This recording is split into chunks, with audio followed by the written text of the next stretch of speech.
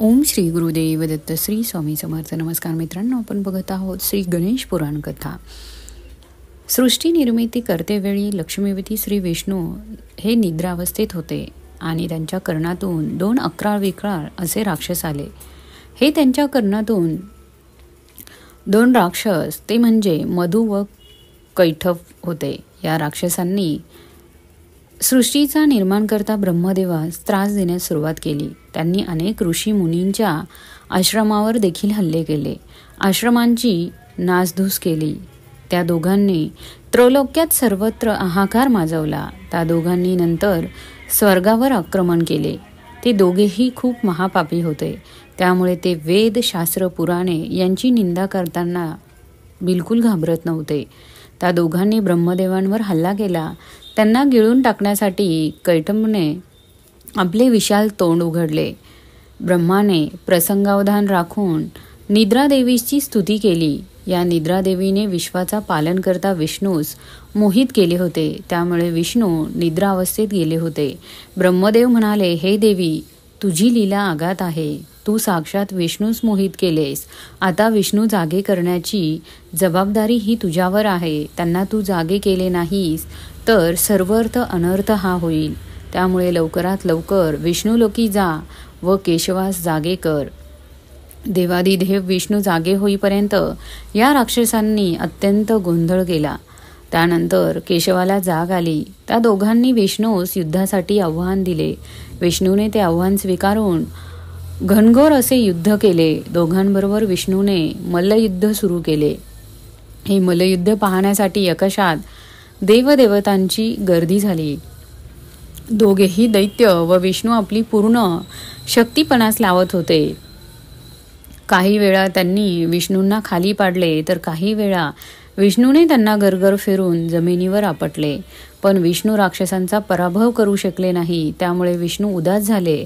त्यांना एक युक्ती सुचली आणि त्यांनी गायनामध्ये निपुण असलेल्या गंधर्वाचे रूप घेतले व हाती वीणा घेऊन दरबारी, कानडा, मालकंस, यमन, कल्याण इत्यादींसारख्या अनेक रंगांचे गायन केले. अशा प्रकारे त्यांचे स्वर्गीय आनंद देणारे गाणे ऐकून देव गंधर्व आनंदित झाले. शंभू महादेवांना सुद्धा हे दिव्य गायन ऐकून आनंद झाला. नारायणाने कैलासावर शंकराचे दिव्य दर्शन घेतले. भोलेनाथ व्यग्र चंद्रावर बसलेले होते. शेजारी त्रिशूल होते. तसेच डमरू सुद्धा होता. गळ्यात साप होता. स्वर्गाला सर्व अंगाला असे भस्म फासले होते. विष्णूने महादेवास नमन केले. विष्णू म्हणाले, हे शिवशंभो, आज तुमचे दिव्य दर्शन झाल्यामुळे खूप आनंद झाला. सतत ओम नमः शिवायचा जप करणारे शिवभक्त तुमच्या चरणी लीन होतात. तुम्हाला कोटी कोटी प्रणाम. विष्णूचे गाणे ऐकून त्यांचे सुपुत्र श्री गणेश, प्रियतमा पार्वती, नंदीला वगैरे आनंद झाला. विष्णू म्हणाले, हे त्रिनेत्रधारी शिवशंभो, सर्व लोक्यात मधु व कैठव यांनी गोंधळ घातला आहे. या दृष्टांचा बंदोबस्त कसा करावा हा मोठा प्रश्न माझ्यासमोर उभा आहे. भोलेनाथ म्हणाले, हे विष्णू, तुम्ही युद्ध करण्यापूर्वी माझ्या सुपुत्राचे म्हणजेच गणेशाचे स्मरण केले नाही.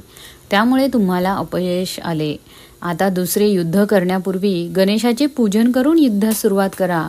गणेशाला प्रसन्न करण्यासाठी तपश्चर्या करा.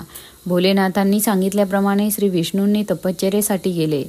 श्री विष्णूंनी सिद्धक्षेत्र तपश्चर्येसाठी निवडले. त्यांनी कठोर तपश्चर्या केली आणि या पावन क्षेत्रात नारायणाने षडाक्षरी मंत्राचा शस्त्रशुद्ध जप केला.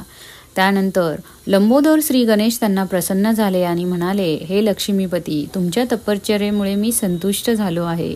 तुम्ही 100 वर्ष तप केले, त्यामुळे तुम्ही धन्य आहात.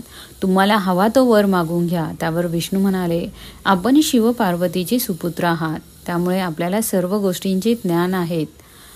मला मधु व कैठव या 2 दैत्यांना ठार मारायचे आहे.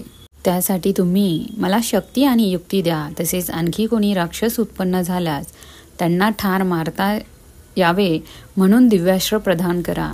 गणेशांनी त्यांची मनोकामना पूर्ण केली. जिथे विष्णूंना वर मिळाला त्याच ठिकाणी विष्णूंनी एक मोठे मंदिर बांधले.